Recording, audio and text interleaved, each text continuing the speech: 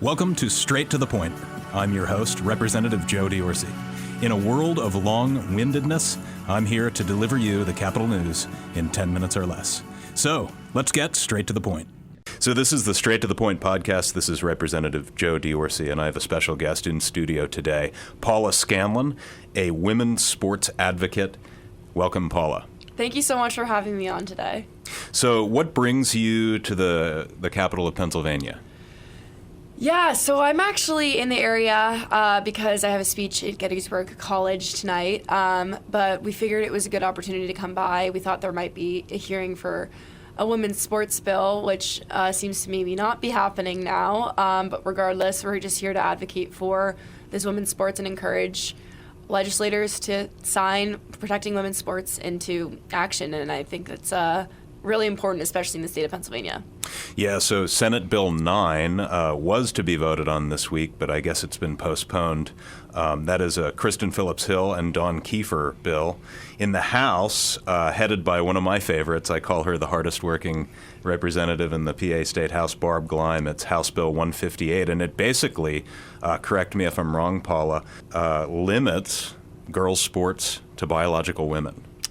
Yep. And she tried to pass this back in 2022 now, I think, with no luck to having passed it yet. And it's really sad that we're in this position, especially with everything that's happened. Obviously, I went to college here in Pennsylvania, and there was a man on my women's swim team. And people are still not willing to sign this into legislation. I mean, we have a sitting governor in this state that has continued to say he doesn't want to sign something like this. When he was Attorney General, he believed that men belonged on women's sports teams. Mm-hmm. And so that's unfortunately what we're fighting against here in the state of Pennsylvania. Yeah, so in 2022, then Governor Tom Wolf vetoed Representative Gleim's bill. And like you said, Paula, it seems like the same mindset is with our current governor, Josh Shapiro. So why is, I'm a former athlete myself, I have a 7-year-old girl. Why is it so controversial? Like, why are we talking about this in the studio? Why are there prominent people in the Democratic Party fighting against fairness in girls' sports? I wish I had a good answer for you. I honestly really don't know. I don't know why this is a problem. I don't know why we're having this conversation. I mean, I think even Democrats, voters, not politicians, but people who vote Democrat, don't even agree with this issue. I mean, I've heard from people that disagree with me on everything else I believe, but agree with me on this issue. And yeah, we have, politicians out in Washington, D.C. or here in the state capitol that don't vote the way that their voters want them to. And this issue, I think if we really talk to all the American people about this would be done in a second, because it really is an 80-20 issue. Yeah, I was about to say, I would imagine the polling shows it's either a 70-30 or 80-20 thing, yet there's people towing, I want to say the party line, but it's not really a party line. Have you changed anybody's mind on this topic as you've traveled the country? And I want to get to your story in a little bit more detail, but is it something that you're able to change minds? I mean, definitely. I mean, this past election in 2024, I heard from so many different people that told me that they were going to be voting for Republicans strictly because of this issue alone. And so I think that's really telling, especially since 2020, this was no part of the conversation and why people vote the way that they do. So I definitely think a lot of minds were changed. I know a lot of people that were really upset with the Democrats for this issue in particular. And it's just been interesting to see them continue to stand by this and continue to say that they stand for men and women's sports and all this other madness. Mm-hmm. So I've had Riley Gaines on the show, and we've talked about just her experience at NCAA's, but you arguably were closer to this issue. Can you take us back in time, talk about the Penn swimming team, how this whole thing with Thomas arose and your experience there? Yeah, we first found out he was going to be joining our team actually back in 2019.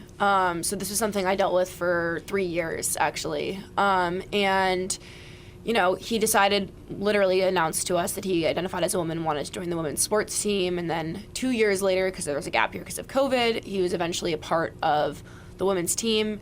And in that, he had a locker room like everyone else. He was just part of the team, and we were told to accept it. When we tried to raise concerns about him being in our locker room or being on our team, they brought in a panel of administrators, and they told us that we were bigoted and hateful if we objected to it. They told us that they actually compared it to not wanting to undress with someone based on their race in the 1960s. So they called us racist, essentially, for not wanting to undress in front of a fully grown, fully intact man.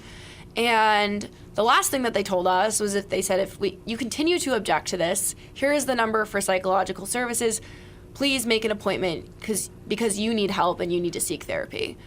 So time and time again, it was just, we're continually reminded that this male athlete's feelings mattered more than our own. And the university did nothing to protect its female athletes. And they also went on and nominated him for NCAA Woman of the Year.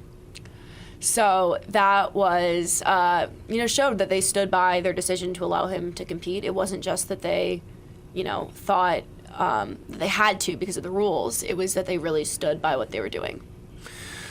These comments, because I actually hadn't heard the comparison to race, which is like that's mind-boggling. I'm like processing that right now. Where obviously this is like academia. We know that that's the breeding ground for a lot of these radical, frankly Marxist thoughts. But where do these notions come from? Is it aimed at just the destruction of women? Are these like Marxist ideals? Like you're a graduate of an Ivy League school. Like I'm not actually surprised that it started there. Where are these notions coming from, and what's their goal? Yeah, I mean, there definitely is some aspect of cultural Marxism, as they say, to all of this. I think that their end goal is to just disrupt society, to really just flip everything on its head, cause chaos. I mean, this wasn't just on my swim team. I think even before any of this happened, there were, trends of trying to make people introduce themselves with pronouns. There were instances where in classes you would lose points if you didn't refer to hypothetical people in the math problems with the correct pronouns. I mean, I took a engineering ethics class and they taught us that algorithms were racist if a black person didn't review the code. There were things like that all ingrained in my entire college. I mean, I had a professor refer to 9/11 as a cultural misunderstanding. I mean, it's more like, what class did I take that there wasn't some weird trend of some forced liberal ideology on you? I can't even name one. And I studied engineering. And so people will often say, oh, well, you missed out on these humanities courses. It was still everywhere in the engineering school. Every class that you took, you were reminded of, somebody's racist, somebody's a victim, somebody's being hurt by white people. I mean, it was just everywhere. And these college campuses are really the starting point for a lot of this. And honestly, if we don't get into the college campuses and really look at what's going on here, I think that's how you lose a lot of the young people. And I know a lot of the young people have really gotten themselves out of it and have turned out and have common sense now. But it's definitely something to watch out for.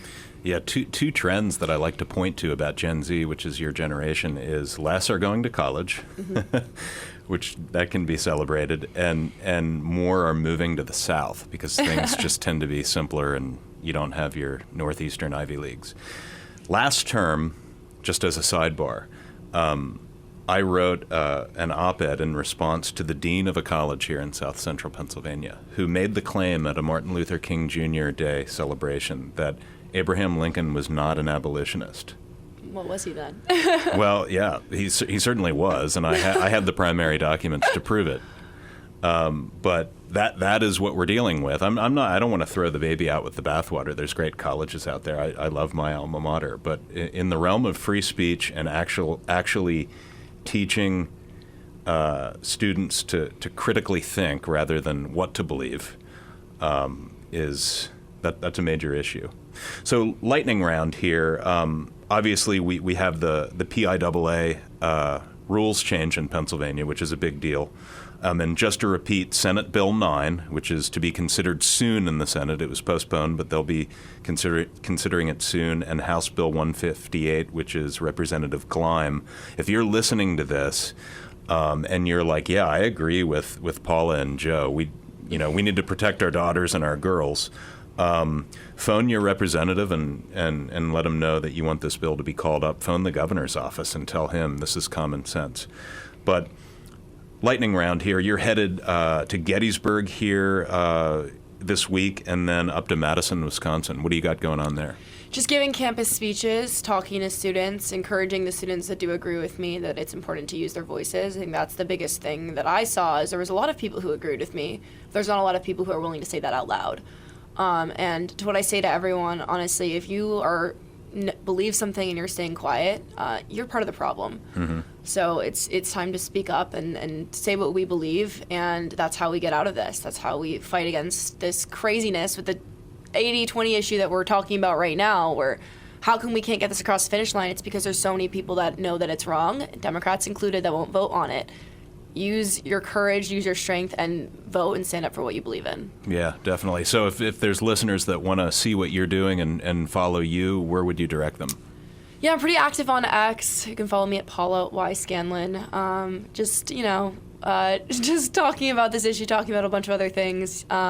Just trying my best to support young girls who are going through this and do the right thing and standing up for what I believe in. Yep. So she is Paula Scanlan. She is a courageous leader in the Save Women's Sports arena. Paula, thanks for joining Straight to the Point. Thank you so much for having me. This has been Straight to the Point. Visit repjod.com/mypodcasts.